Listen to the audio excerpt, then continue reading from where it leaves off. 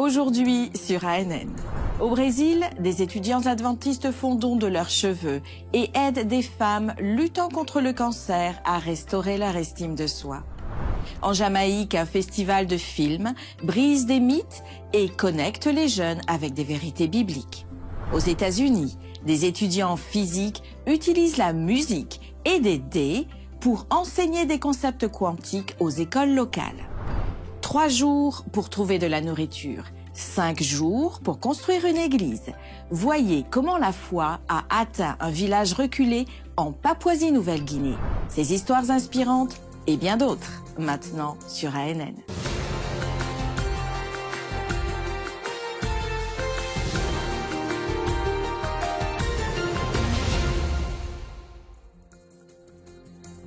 Des étudiants de l'Université adventiste Southern aux États-Unis rendent la science quantique plus accessible aux enfants des écoles locales grâce à des outils créatifs comme la musique et des dés en papier. Grâce à des activités pratiques, ils comblent le fossé entre la théorie abstraite et la compréhension du monde réel. Au cours de l'année académique 2024-2025, le club de physique de l'Université adventiste Southern a introduit des concepts clés de la science et de la technologie de l'information quantique à des étudiants de 3 écoles locales.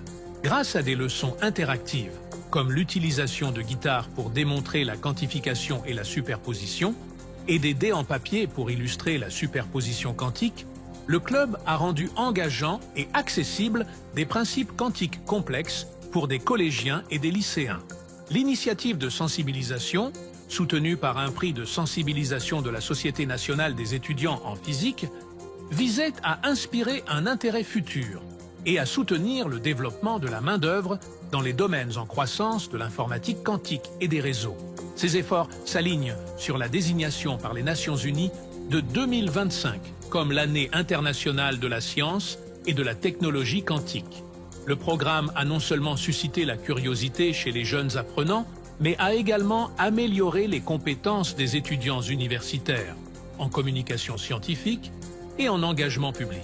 Encouragé par le succès, le club de physique prévoit d'élargir ses activités de sensibilisation l'année scolaire prochaine.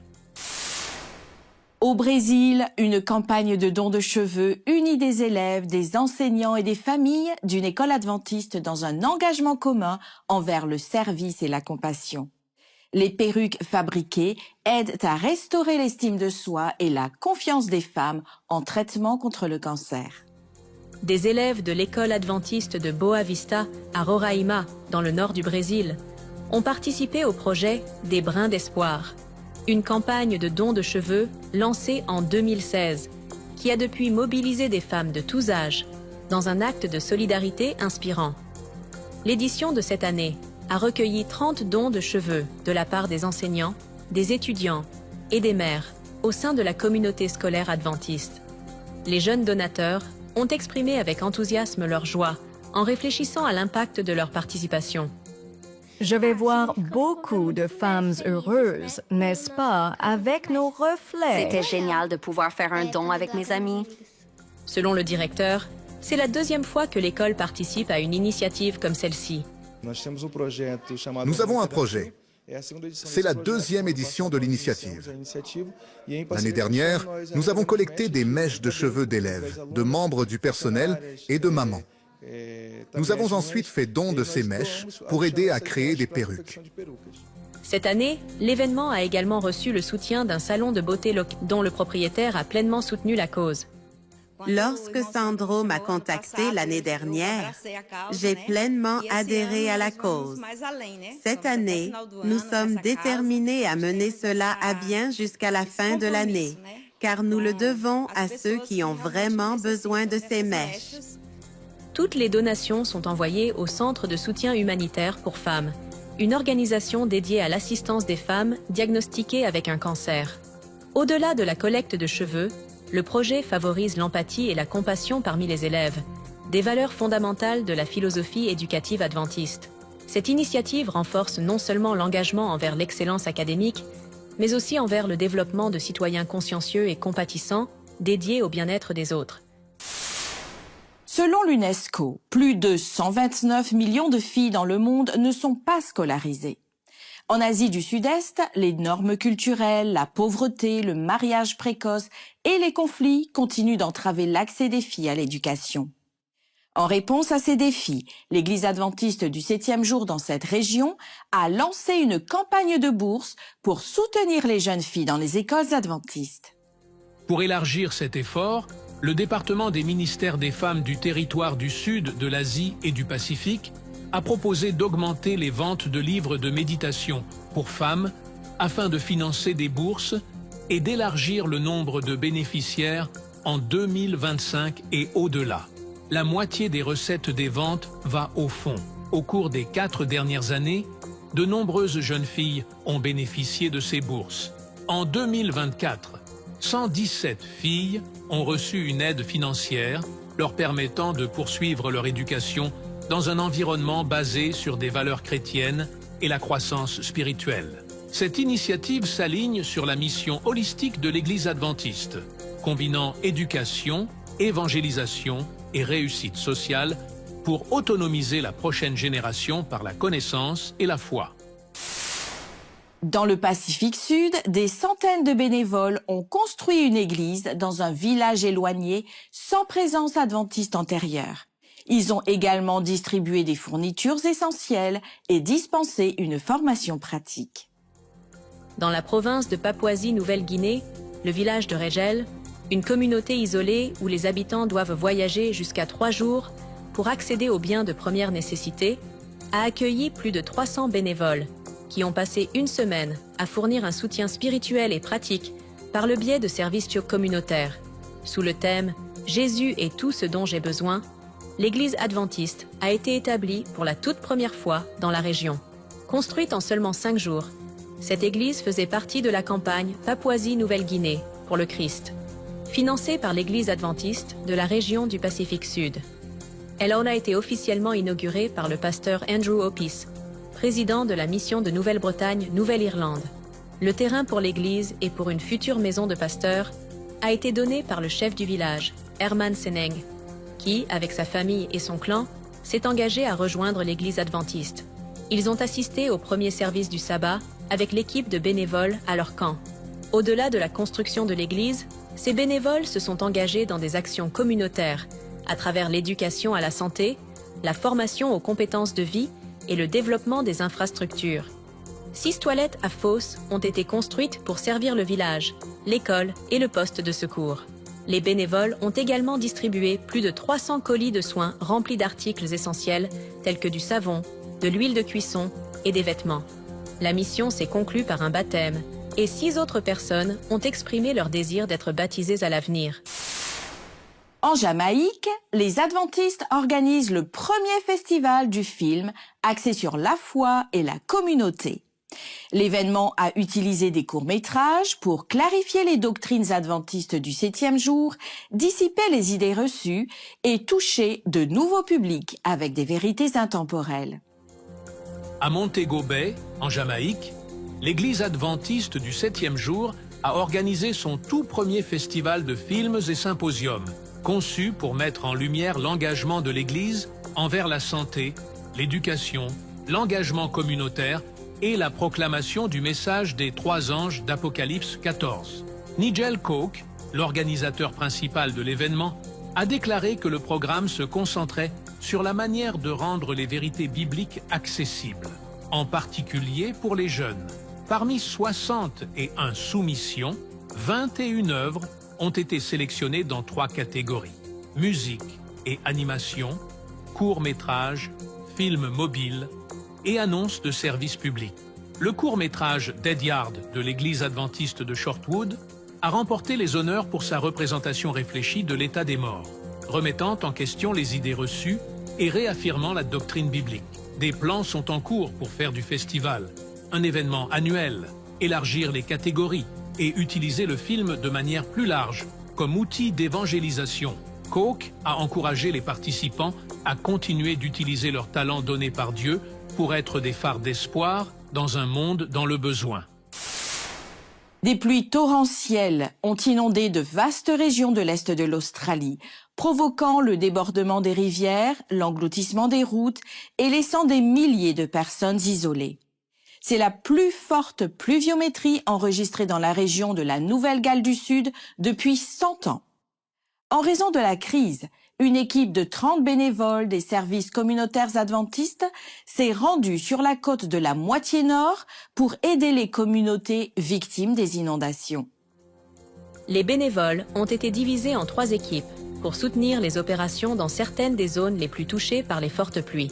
L'initiative a été lancée suite à des demandes urgentes de pasteurs dans les régions touchées par les inondations.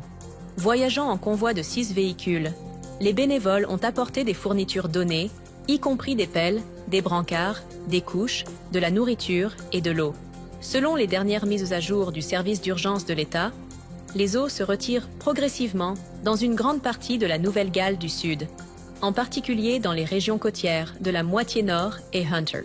Cependant, de nombreuses communautés restent isolées et les efforts de reconstruction ne font que commencer.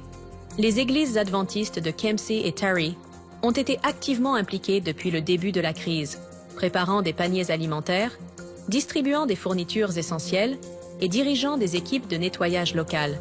La Sanitarium Health Food Company a également contribué au secours en faisant don de 7 palettes de produits Weet-Bix, Up and Go et So Good. Ceux-ci seront livrés aux églises de Taree, Wauchope et Kempsey. Les bénévoles ont insisté sur l'importance d'être présents non seulement dans les moments de joie, mais aussi dans les épreuves, incarnant ainsi l'Église adventiste comme une communauté aimante, attentive et engagée quand cela compte vraiment. Dirigeons-nous à présent dans l'Amazonie équatorienne profonde où l'Église adventiste se prépare à atteindre plus de 60 communautés indigènes éloignées. L'Évangile adventiste a fait son chemin jusqu'au cœur de la jungle, ici, sur le campus communautaire. Cet endroit accueillera plus de 60 communautés dans la province de Pastaza.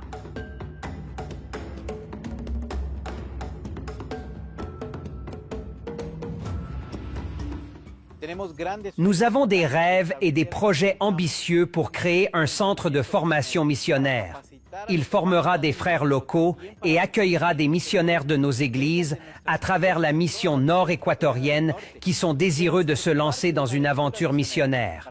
Ensemble, nous visons à partager l'Évangile avec plus de 60 communautés entourant la rivière Bobonaza.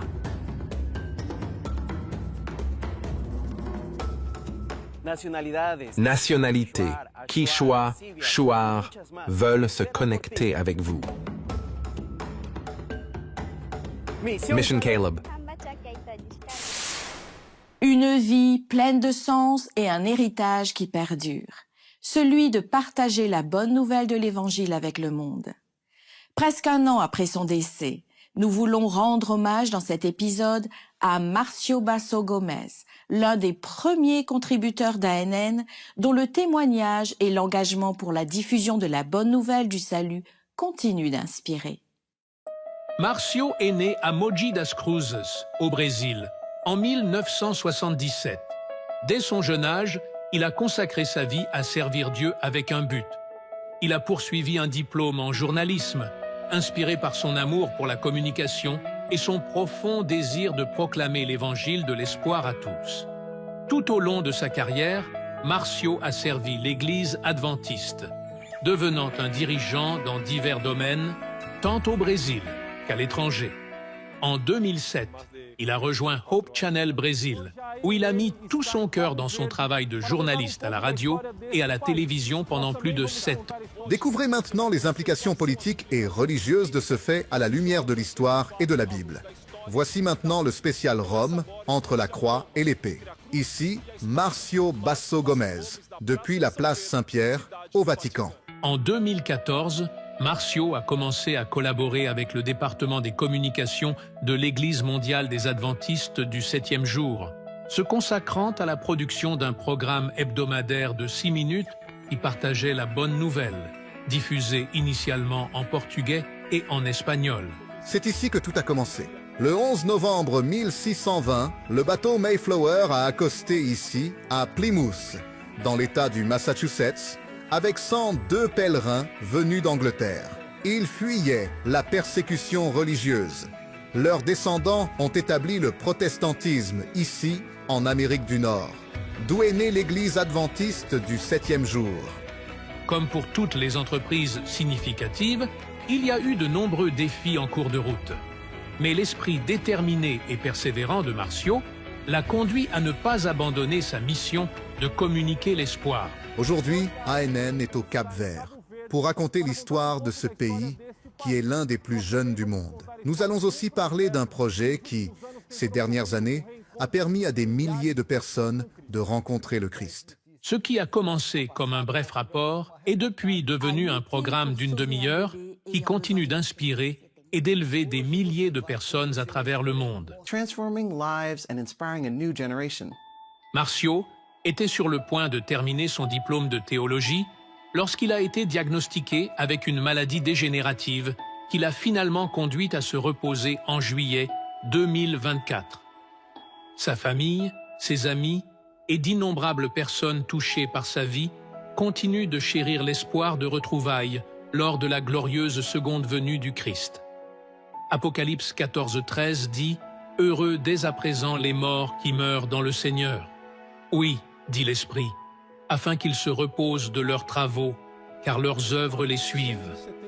Et en vérité, le travail et l'héritage de Marcio perdurent dans chaque message d'espoir, dans chaque vie impactée et dans chaque histoire encore à raconter. Ils ont dans le cœur le même espoir. Jésus reviendra bientôt. Dans la campagne de Sao Paulo au Brésil, une maison d'édition qui a commencé sans sa propre presse et avec des tirages modestes célèbre maintenant ses 125 ans et produit plus d'1 livre par seconde. La maison d'édition brésilienne, ou CPB, est maintenant l'une des plus grandes maisons d'édition chrétiennes au monde. Compte en commun 5 milliards de pages imprimées et 38 millions de livres par an, ils proviennent tous de la même maison d'édition qui a commencé avec du matériel improvisé et qui, 125 ans plus tard, imprime toujours plus que du papier. Elle imprime un but. Cette mission a commencé en 1900, avec peu d'outils pour imprimer nos propres matériels. Mais nous avons lancé notre premier périodique, le Héros de la vérité. Plus d'1 siècle de dévouement, de travail acharné et, surtout, de foi inébranlable a transformé le CPB en une organisation prospère, innovante et axée sur la mission. La maison d'édition brésilienne est née de la nécessité de communiquer avec une église encore à ses débuts. À l'époque, le Brésil comptait seulement 26 congrégations adventistes. Aujourd'hui, il y en a près de 20 000, et tout a commencé avec quelques pages, imprimées à la main. Chaque mois, environ 640 tonnes de papier passent par les presses de la CPB. Certains jours, cela ressemble à une chaîne de montage d'idées. Rien qu'en 2024, la maison d'édition a dépassé 5,2 milliards de pages imprimées. Au cours des 5 dernières années, le total a dépassé 25,5 milliards, comprenant des livres, des magazines, des bibles, des matériels scolaires et des livres de méditation. Tout cela est imprimé dans la ville de Tatuí et livré aux écoles, églises, librairies et lecteurs individuels. Ici, le papier ne s'arrête jamais. Il se transforme en littérature, destinée à transformer des vies. En plus des livres missionnaires, la CPB imprime également les matériaux qui soutiennent la vie quotidienne de l'Église. Plus de 800 000 guides d'études bibliques chaque trimestre, 3 millions par an, ainsi qu'environ 3,5 millions de magazines pour tous les âges et tous les publics. Nous produisons le livre des livres. Depuis des années, nous avons imprimé plus de 750 000 exemplaires de la Bible. Nous proposons aussi des matériels pour soutenir l'étude des Écritures. Dans l'éducation, le CPB est le fournisseur de plus de 700 écoles adventistes, à travers le Brésil, en manuels scolaires, en littérature pour enfants et en matériel pédagogique. Cela représente environ 300 000 étudiants, assez pour remplir le stade Maracanã du Brésil 3 fois. Et tous utilisent des livres imprimés dans la même imprimerie. Le CPB fournit du contenu qui a été traduit en plus de 200 langues et dialectes par des éditeurs adventistes du monde entier. Ces dernières années, la technologie est également devenue une partie de l'équation.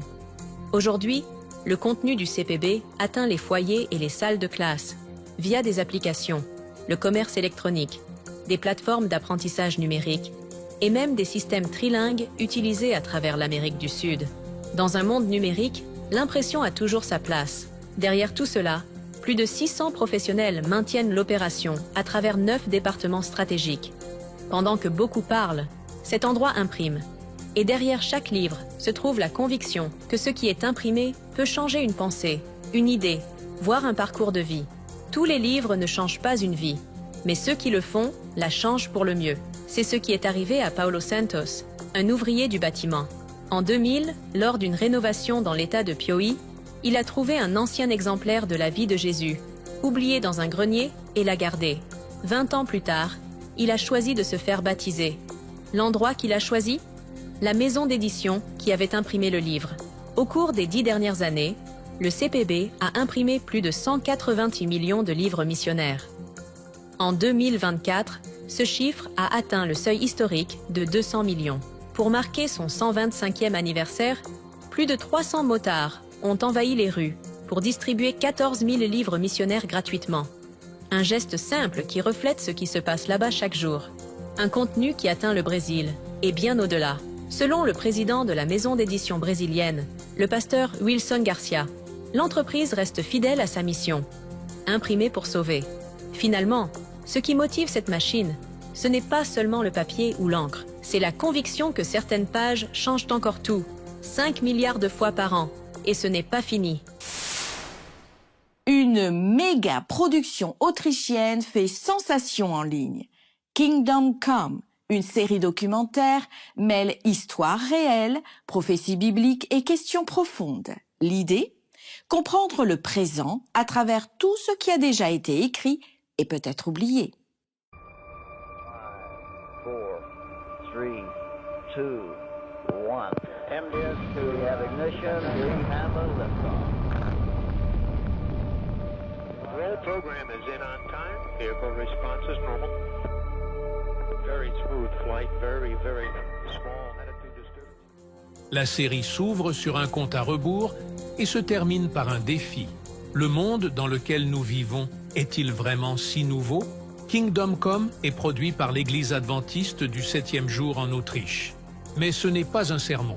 C'est une invitation à repenser le passé et à remettre en question ce que l'histoire nous a dit de croire.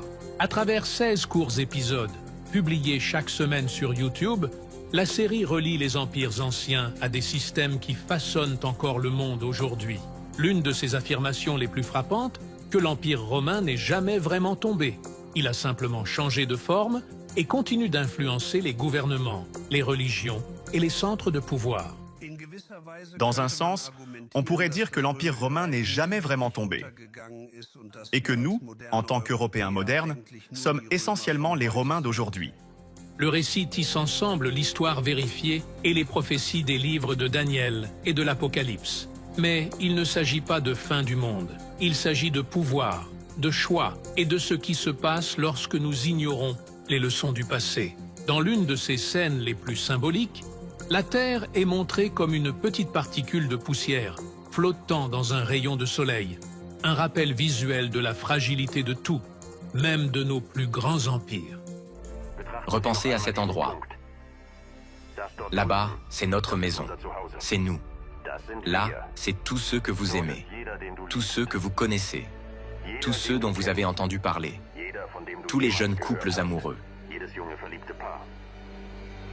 tous les prêcheurs de morale, tous les fondateurs et destructeurs de notre civilisation, tous les saints et les pécheurs de l'histoire de notre espèce. Ils ont tous vécu là, sur ce minuscule grain de sable, flottant au milieu d'un rayon de soleil. Kingdom Come est visuellement puissant, historiquement ancré et spirituellement stimulant. Il est maintenant diffusé sur YouTube, avec des sous-titres en anglais.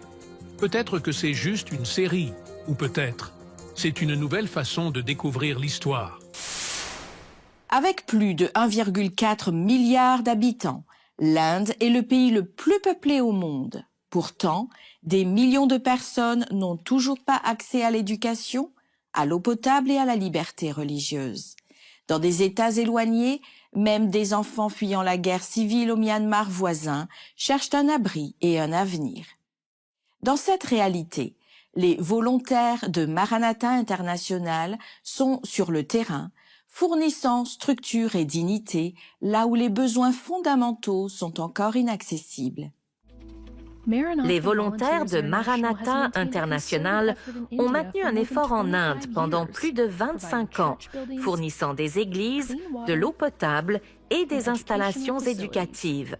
Ceci se poursuit en 2025. 3 églises sont actuellement en construction dans les États du Tamil Nadu et du Meghalaya.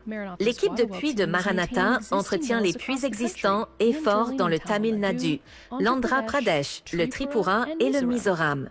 Ils ont foré 14 puits cette année. Le plus grand projet de Maranatha en Inde en 2025 est l'extension de l'Académie adventiste de Pine Hill. Les travaux sont en cours sur un centre d'éducation élémentaire, ou CEE. Les équipes ont terminé les fondations et la structure du bâtiment et ont commencé à poser ses murs en briques. Pine Hill accueille 350 élèves, de la maternelle à la seconde. 35 de ces enfants sont des réfugiés de la guerre civile au Myanmar voisin. Le CEE comprendra 10 salles de classe entourant un grand auditorium. Cet espace permettra à l'école d'inscrire des centaines d'élèves supplémentaires pour une éducation chrétienne de qualité. Les volontaires de Maranatha International est un ministère de soutien de l'Église adventiste du 7e jour qui mobilise des bénévoles pour construire des structures dans le monde. Leurs voyages missionnaires en Inde ont commencé en 1998 lorsque l'organisation a ouvert des bureaux permanents dans le pays.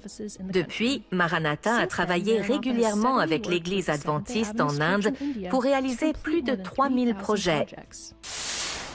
Dans une région sous pression de déforestation au Pérou, des étudiants sortent de la classe pour une mobilisation de plantation d'arbres. Une initiative menée par l'éducation adventiste qui combine sensibilisation environnementale et action. Un effort collectif mené par des enfants et des adolescents se déroule au cœur de l'Amazonie péruvienne, où la déforestation ne montre aucun signe de ralentissement. Environ 80% du bois du pays est récolté illégalement. Des forêts entières sont remplacées par des terres défrichées. Les dégâts sont visibles dans des villes comme Moyobamba, au nord, où la végétation native a cédé la place à un sol dégradé. Dans ce contexte, les élèves de l'école adventiste de Moyobamba choisissent d'agir. Ils plantent plus de 300 jeunes plants de cèdre. Cette espèce est native, en danger, et vitale pour l'équilibre écologique de la région. La terre dégradée devient un espace de renouveau. Ils creusent, positionnent les racines, les recouvrent de terre. Chaque mouvement est intentionnel, c'est une action réelle. Une partie d'une approche éducative qui relie connaissance, responsabilité sociale et sensibilisation écologique. Ici, apprendre signifie aussi prendre soin du monde qui vous entoure.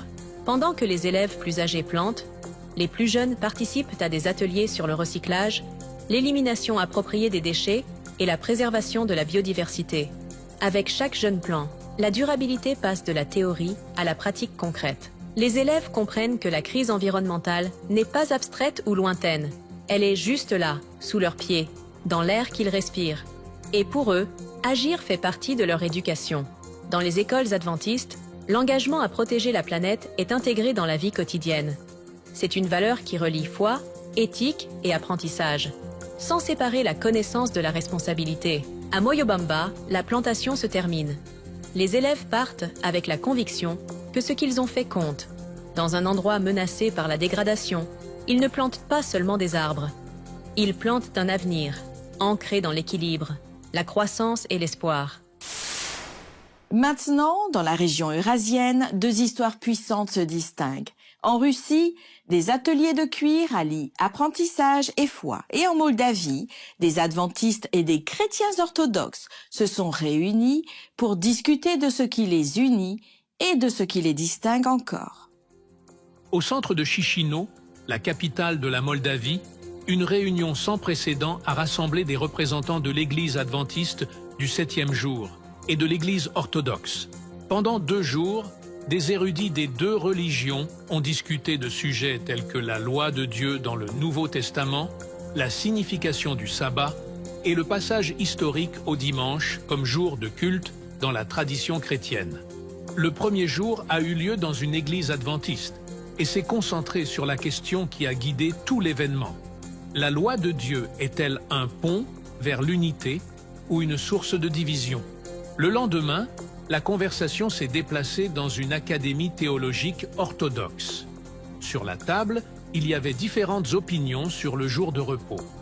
Pour les adventistes du 7e jour, le sabbat est un signe éternel de l'alliance de Dieu. Pour les orthodoxes, le dimanche célèbre la victoire du Christ sur la mort. Parmi les participants, il y avait des théologiens, des pasteurs et des étudiants en théologie de Moldavie, de Roumanie et des États-Unis. Au cours des 2 jours, ils ont discuté de leurs différences. L'objectif n'était pas d'atteindre un accord doctrinal, mais de créer un espace pour un dialogue sincère.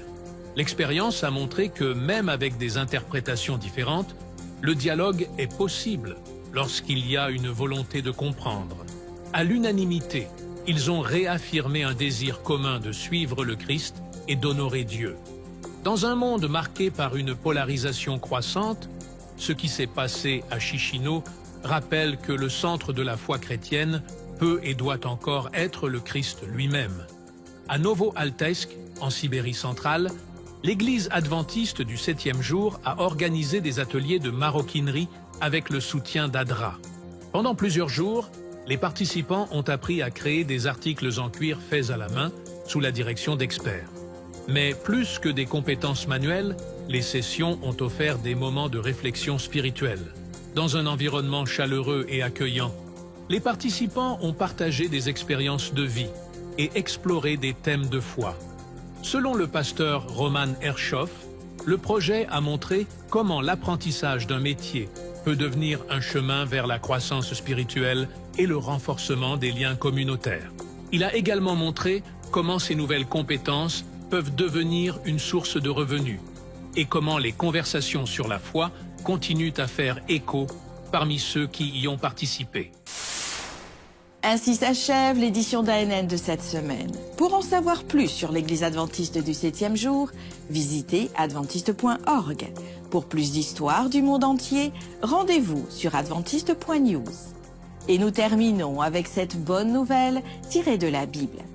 Jacques 2, au verset 22 déclare « Tu le vois, sa foi et ses actes agissaient ensemble. Sa foi est parvenue à la perfection en raison des actes qui l'accompagnent. » Merci de nous avoir suivis. Nous vous retrouverons la semaine prochaine, à la même heure, sur ANN. Que Dieu vous bénisse.